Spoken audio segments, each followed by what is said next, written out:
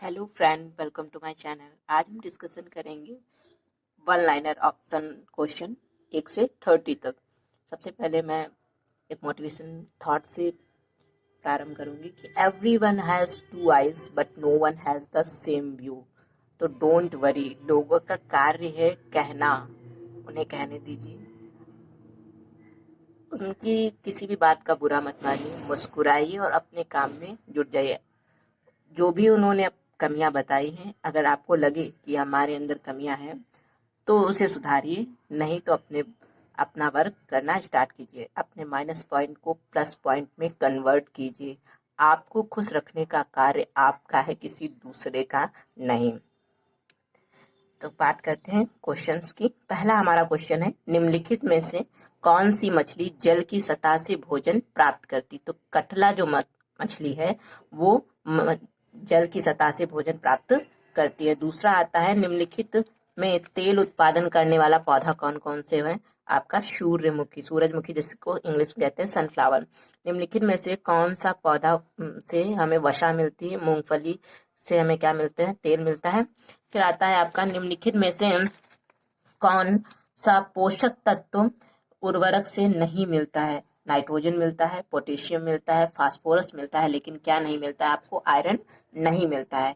संगठित कृषि प्रणाली का उदाहरण क्या है। पशुधन भी है आपका, कुक्कुट पालन भी है, मत्स्य पालन, ये सभी तीनों क्या है, हमारे संगठित कृषि प्रणाली के उदाहरण है। पशुधन क्या होता है, जैसे हमारा गाय, भैंस, बकरी, ये सब क्या है, हमारे पशुधन है।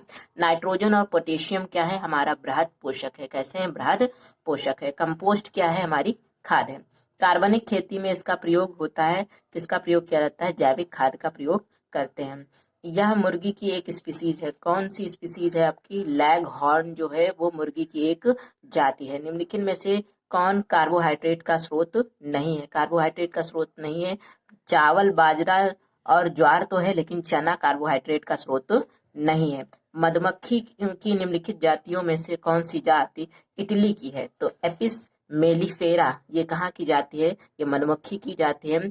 जो एपिस है वो हमारा जीनस हो गया, और मेलिफेरा जो है वो स्पीसीज हो गया, ये हमारी इटली की प्रजाति है। निम्नलिखित रोग कारकों में से किसके प्रति कुक्कुट सुगाग्रह, तो वायरस, फंगी, बैक्टीरिया, इन सभी से होता है। अन्न भंडारण के नियंत्रण और रोकथाम के लिए कौन सा उपाय किया जाता है। तो भंडार कक्ष को भली भांत स्वच्छ होना चाहिए, उत्पादन को भली प्रकार सुखाना चाहिए, धूमन करना, ये सारी चीजें होती हैं। मवेशी कैटल्स पालन किस उद्देश्य से किया जाता है। दुग्ध उत्पादन के लिए भी किया जाता है, कृषि कार्य में भी किया जाता है, और मांस उत्पादन के लिए भी किया जाता है, लेकिन अंडे उत्पादन के लिए नहीं किया जाता है। पशुपालन वैज्ञानिक संबंध किससे होता है, पशुओं के पालन पोषण से होता है। किससे होता है, पशुओं के पालन पोषण से होता है। और किससे होता है आपका, पशुओं के पालन पोषण से हो गया, पशुओं के प्रजनन से हो गया, और पशुधन से होता है। श्वेत क्रांति से किससे संबंधित है, श्वेत क्रांति आपके दुग्ध उत्पादन से संबंधित है, और ये बर्गिस कुरियन इससे संबंधित है।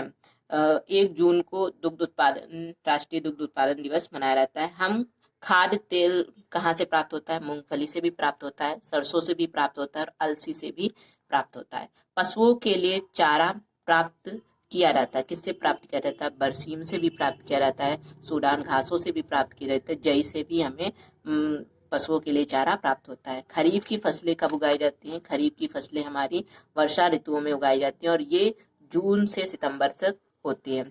खरीफ की फसल कौन सी आपकी, चना। फिर आपकी आती है अरहर एवं मक्का, कैसी फसलें हैं आपकी, खरीफी फसल है। रबी की फसलें कब उगाई जाती है, शीत ऋतु में, और ये किस महीने में उगाई जाएंगी, नवंबर से अप्रैल तक उगाई जाएंगी। फिर सरसों और अलसी क्या है, ये भी आपकी क्या है, रबी की फसल है। किस फसल को की किस्म को सुधार किया जा सकता है, उच्च श्रेणी के जो बीज होते हैं उनसे सुधार किया जाता है। फसल की उन्नत किस्मों में से किस तरह के गुण में अपेक्षित है। तो किस तरह के गुण में अपेक्षित है, सभी।